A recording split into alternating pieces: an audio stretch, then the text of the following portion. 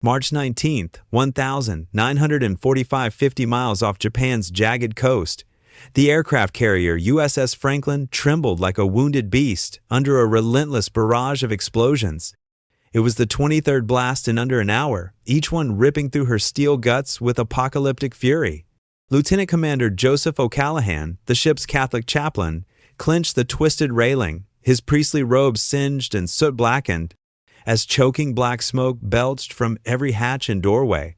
The attack had struck at dawn's fragile light. A lone Japanese dive bomber, shrouded in heavy overcast, slipped radar's grasp and unleashed two 550-pound bombs. The first punched through the flight deck amid three fully armed planes, detonating on the hangar deck below where 22 more aircraft waited, their tanks brimming with over 15,000 gallons of volatile aviation gasoline. The blast ignited a fireball that sprayed fuel like liquid demon fire, consuming the 400-foot hangar in seconds. Bombs, rockets, and machine gun rounds cooked off in a symphony of chaos. Tiny Tim rockets broke free and ricocheted like unguided missiles, punching through bulkheads and spawning fresh blazes. Within minutes, Franklin was a drifting ghost ship, dead in the water, her propulsion choked by smoke, fire mains shattered, electrics fried. What saved her? Those fog nozzles, rejected innovations from a New York firefighter's stubborn vision, conjuring misty curtains that cooled superheated steel without flooding the ship into oblivion. Her story whispers a deeper intrigue, how a civilian's little drops of water defied naval dogma, reshaping warfare from Pearl Harbor's ashes.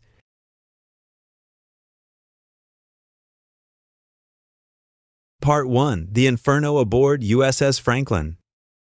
March 19, 1945, 50 miles off Japan's jagged coast, the aircraft carrier USS Franklin trembled like a wounded beast under a relentless barrage of explosions. It was the 23rd blast in under an hour, each one ripping through her steel guts with apocalyptic fury. Lieutenant Commander Joseph O'Callahan, the ship's Catholic chaplain, clenched the twisted railing, his priestly robes singed and soot-blackened, as choking black smoke belched from every hatch and doorway. Below, on the hangar deck turned hellscape, sailors wielded fog nozzles, those unassuming garden hose like sprayers, aiming misty veils into the inferno, devouring fueled aircraft and ammunition. 3 years prior, Navy brass would have scoffed at such toy equipment against a carrier's fuel-fed nightmare. But today, these fog nozzles stood as the fragile lifeline for 700 souls teetering on annihilation's edge. The attack had struck at dawn's fragile light. A lone Japanese dive bomber, shrouded in heavy overcast, slipped radar's grasp and unleashed two 550-pound bombs.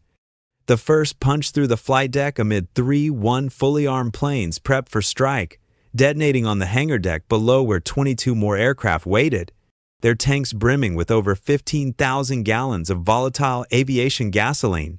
The blast ignited a fireball that sprayed fuel like liquid demon fire, consuming the 400-foot hangar in seconds. Bombs, rockets, and machine gun rounds cooked off in a symphony of chaos. Tiny Tim rockets, those 11-foot behemoths with 138-pound warheads, broke free and ricocheted like unguided missiles, punching through bulkheads and spawning fresh blazes. The second bomb tore into crew berthing near the No. 3 elevator, vaporizing dozens and rupturing fuel lines that fed the flames across 3 decks. Within minutes, Franklin was a drifting ghost ship, dead in the water, her propulsion choked by smoke, fire mains shattered, electrics fried. A 13-degree starboard list threatened capsize as ruptured pipes and desperate water sprays pooled. Casualties mounted horrifically, 300 dead in the initial fury, hundreds burned or shredded by shrapnel, medbays overwhelmed as men leaped into the sea or were blown overboard. O'Callahan, no stranger to divine intervention pleas, rallied cooks, clerks, anyone breathing, fight the devil's work. Beside him, Lieutenant Donald A. Gary plunged into smoke-choked passages, fog nozzle in hand, carving paths to trap souls 3 decks down. What saved her? Those fog nozzles, rejected innovations from a New York firefighter's stubborn vision. At crippled water pressures, pumps failed, mains ruptured, they conjured misty curtains that cooled superheated steel without flooding the ship into oblivion.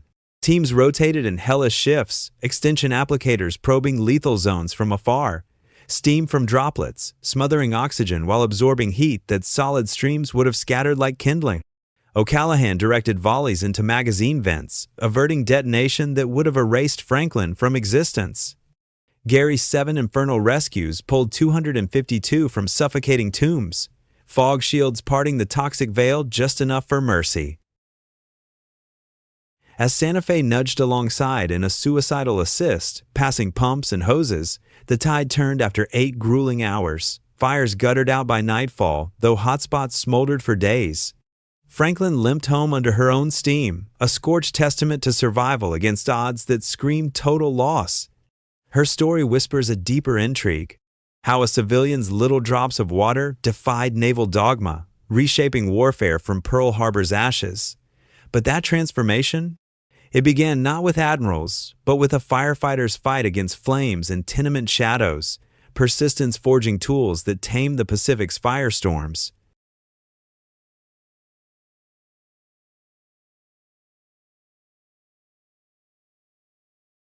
Part 2: Pearl Harbor's Fiery Reckoning. The seeds of this naval revolution were sown in blood and fire on a serene Sunday morning, the 7th of December 1941, when Japanese aircraft shattered Pearl Harbor's illusion of invincibility. In less than 2 hours, the Pacific Fleet's battleship row became a graveyard of flames, exposing a chilling truth. America's naval might was crippled not just by bombs and torpedoes, but by an archaic firefighting doctrine that turned survivable wounds into fatal infernos. Imagine the complacency of peacetime Hawaii sailors lounging on sun-drenched decks, officers sipping coffee in wardrooms shattered by the wail of dive bombers. The cultural shock rippled through a nation still debating isolationism, forcing a reckoning with unpreparedness that haunted survivors for decades. Battleship Arizona's doom epitomized the tragedy.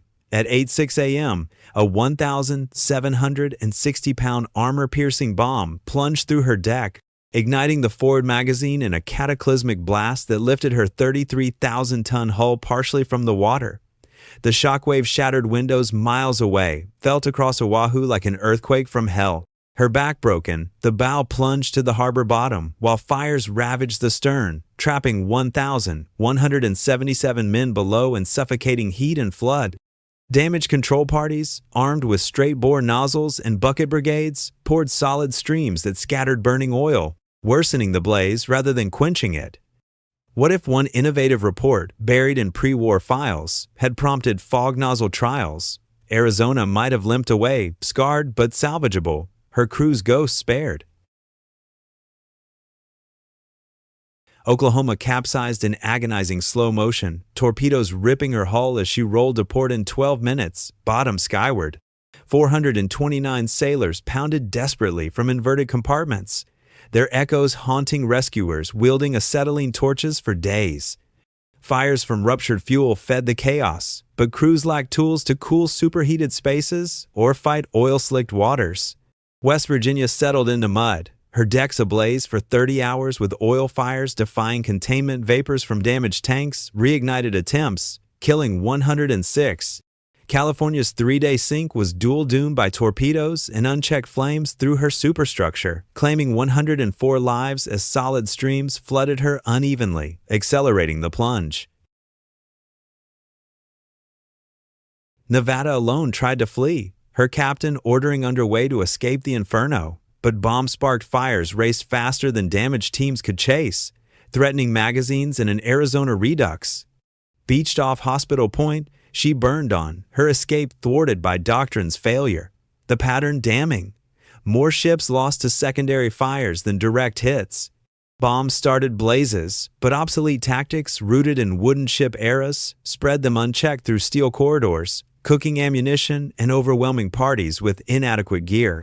Survivor guilt festered. One officer later confessed in letters the helplessness of watching comrades die from flames they couldn't touch, their training a cruel joke against modern petroleum hells. This catastrophe forced introspection. Among analysts was Lieutenant Harold J. Burke, FDNY veteran thrust into naval service, whose urban-honed eyes saw Pearl's fires as tenement echoes writ large. His reports, blending municipal successes with physics of mist versus torrent, warned of doom without change, yet bureaucracy slumbered.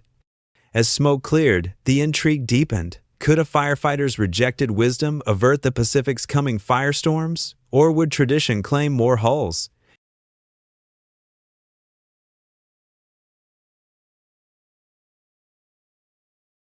Part 3. Enter Harold J. Burke, The Firefighter's Odyssey.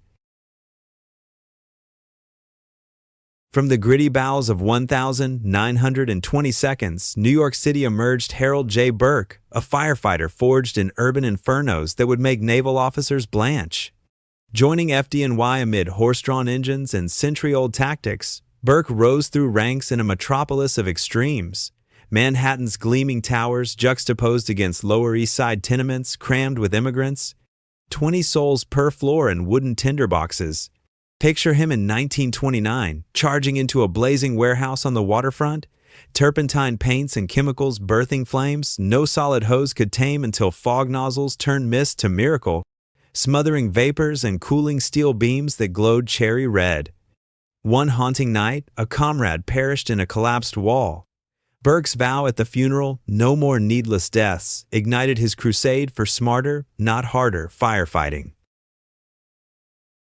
By the late 1930 seconds, as war drums beat, Burke commanded as deputy chief, overseeing borough-spanning ops, training, and doctrine amid FDNY's innovation vanguard.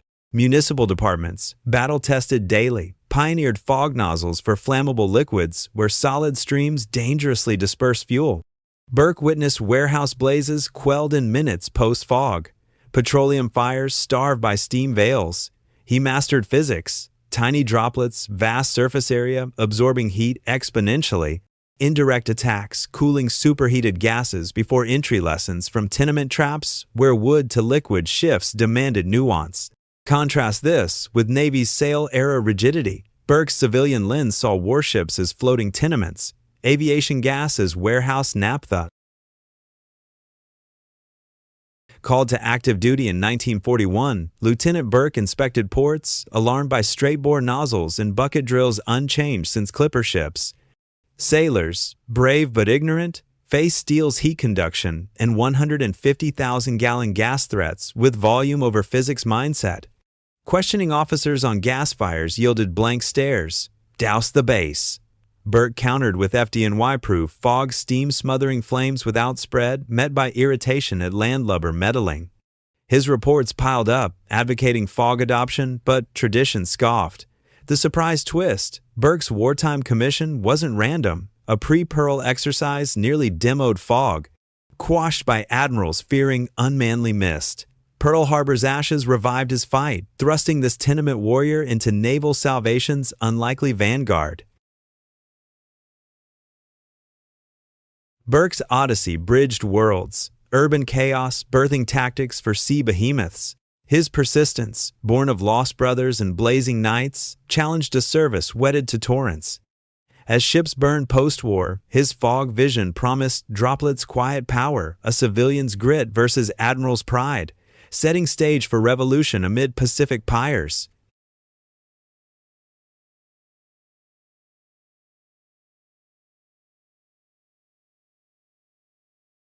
Part 4. Naval Firefighting's Fatal Flaws Exposed. Burke's inspections unveiled naval firefighting's fatal obsolescence, a doctrine mired in 19th century ghosts, ill-suited for steel leviathans, brimming with aviation peril. Pre-war Navy clung to bucket brigades, sailors passing pails hand-to-hand, or solid streams from straight-bore nozzles, evolved little since 1800s. Emphasis: overwhelm with volume, charge interiors aggressively, douse flames at base. Fine for wooden ships' canvas smolders or quartered blazes, but carriers? Miles of gas piping, bomb-laden hangars, fires superheated steel into death traps, conducting blaze like fuses.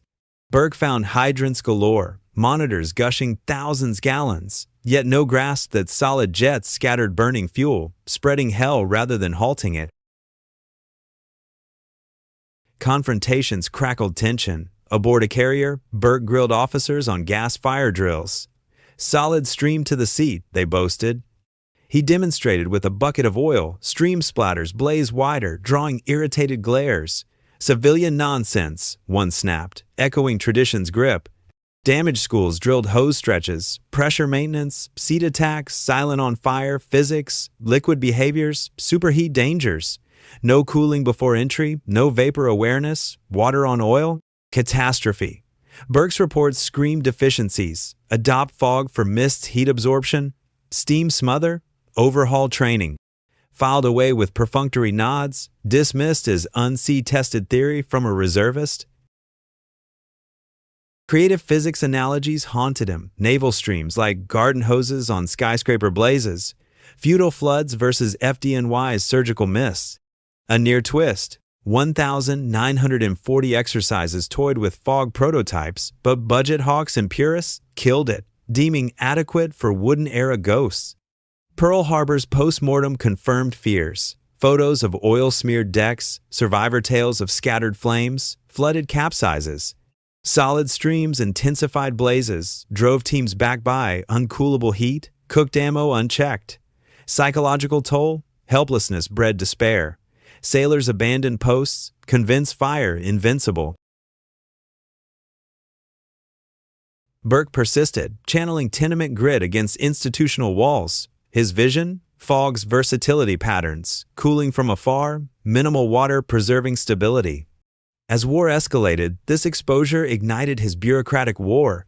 Intrigue mounting, could one man's warnings pierce Navy pride before more hulls fed flames?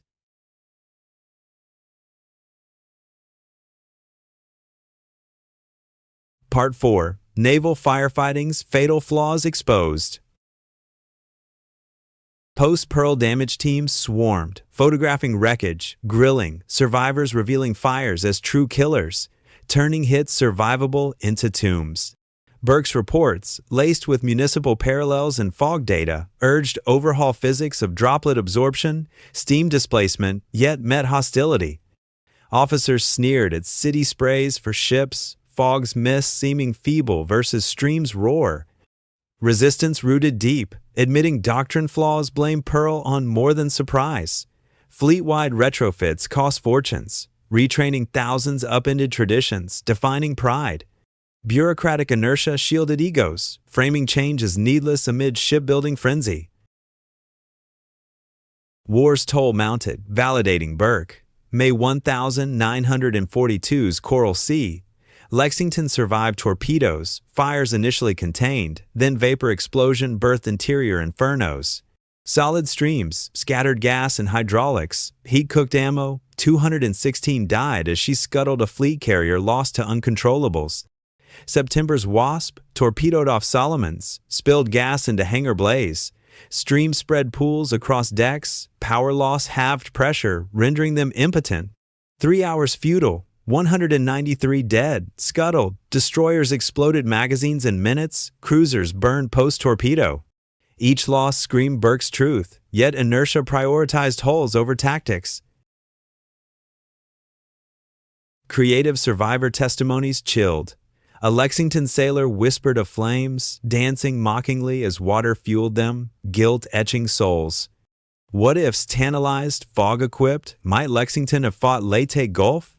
Bureaucratic intrigue boiled. Admirals King's queries pressured Bureau of Ships, spotlighting why Navy faltered where FDNY triumphed oils. Burke needed clout. Inner Rear Admiral Edward L. Cochrane, November 1942's engineer chief, innovation-minded from WWII destroyer builds. Cochrane's technical grilling tested Burke droplet sizes, steam rates, yielding practical FDNY proofs. Skepticism lingered, proof demanded. As ships burned, pressure cracked walls, Burke's revolution teetered on demonstration's edge, promising twists from rejection to redemption. Part 6. The Pivotal Demonstration. Cochrane's alliance cracked resistance. His engineering savvy demanded data, not dogma. Burke's pivotal demo brewed in a week's frenzy. Naval Yard burn site, 100-octane gas mimicking carrier hells, steel mock-up echoing ship confines. Instruments track temps, flows, times objective, air refuge. FDNY and Navy vets operated, isolating equipment's edge. Observers mixed, curious innovators, tradition scoffers eyeing civilian follies fall. Burke's pitch, 3 burns, solid stream, fog, side by side, 20 gallons gas each. First, inferno roars, solid jet scatters fuel, flames flare wider. 5-7 to quench, 420 gallons, 400 degrees Fahrenheit remnants. Floods risking capsize. Observers sweated radiant heat, doubt flickering. Second, fog's wide mist blankets overhead, droplets devouring heat, steam smothering, 32 out, 75 gallons, 300 degrees Fahrenheit safe, minimal wet. Dramatic, flames wilted like vanquished foes. Third, fog knocks in a minute, solid struggles. Cochrane's awe sealed it. High-stakes emotion piqued Burke's all-night doubts, whispering comrades' ghosts for strength. Skeptics' jaws dropped as mist triumphed roar. Demonstrated, Cochrane declared, tasking fleet retrain, objections combat chaos, cost silence by data, thrice faster, fifth water, lives paramount. This visual, quantifiable coup shattered inertia, Burke's persistence birthing Doctrine's dawn amid war's pyres.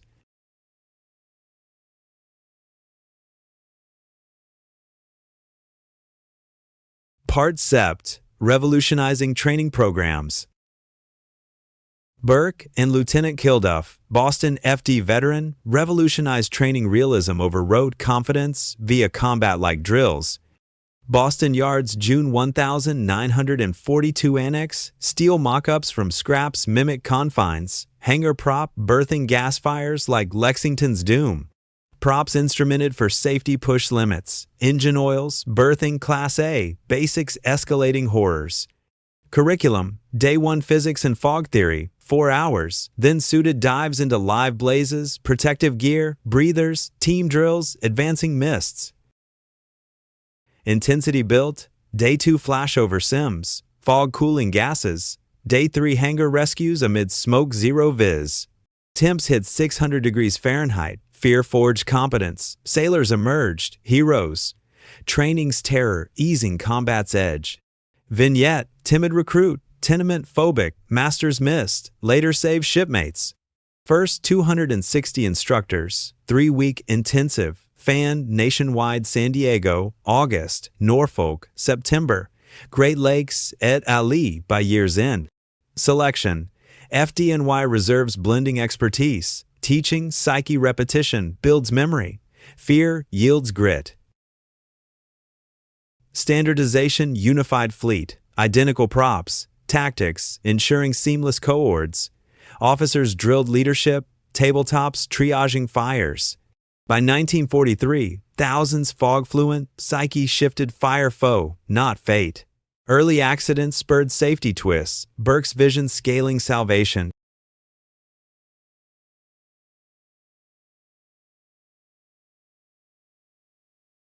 Part 8, Fleet-wide equipping and early victories. Rockwood's Worcester factory surged, churning thousands monthly, 5 halves, 5-inch nozzles, 3-position versatility, extensions for remote strikes. Precision machining, salt clog cleans taught. Costs, piddling $75, nozzle versus carrier's millions. New builds integrated, retrofits via Ulithi chains prioritize Pacific hulls. By 1944, near universal, solids backup for reach.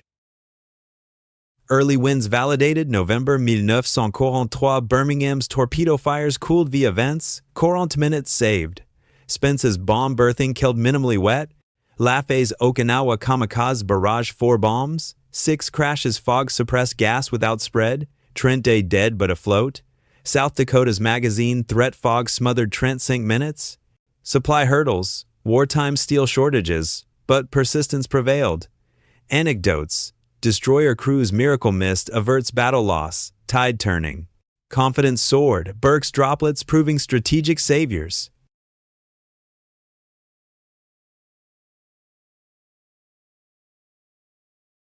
Part 9. Franklin's October Trial and Ultimate Ordeal.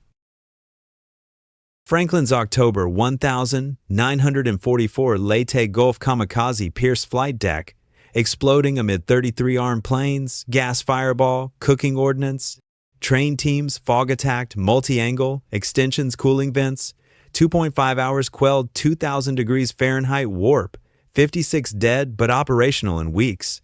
Lessons, chord tweaks, confidence forged. March 1945's Ordeal. Dawn bombers bombs ignite, 53 planes, 15,000 gallons.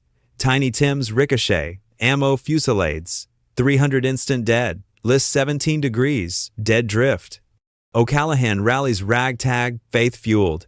Gary's fog curtain rescues save 252 from 500 degrees Fahrenheit tombs, 7 inferno runs. Low-pressure fogs shine, extensions probe. Santa Fe's pumps, hoses aid evacuation. 8 hours turn tide. Analysis credits mist's efficiency. Chaplain's prayers amid blasts. Trap despairs humanity. Fog's quiet heroism, defying doom.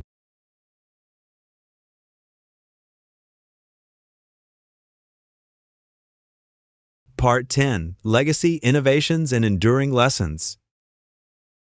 Burke's legacy. Thousands lives, dozens ships, saved Franklin's 2,000 survivors alone. Nimitz hailed fog, training for kamikaze endurance. Post-war. Burke's brief FDNY chief nod infuses naval realism. Layman's Coast Guard fog science loops to civilians. Little drops, revolutionizing structures. Fog endures to Forrestal's 1,967 wake up, supplementing foam. Broader truths. Civilian outsiders spark change via demos. Champions like Cochrane. Standardized training scales wins. Burke's mystery post-war obscurity intrigues. Modern parallels urging cross-pollination. His droplets toppled traditions, birthing confident damage control culture. Forgotten heroes monument. Franklin's scarred sail past liberty. Lives preserved proving persistence's profound punch.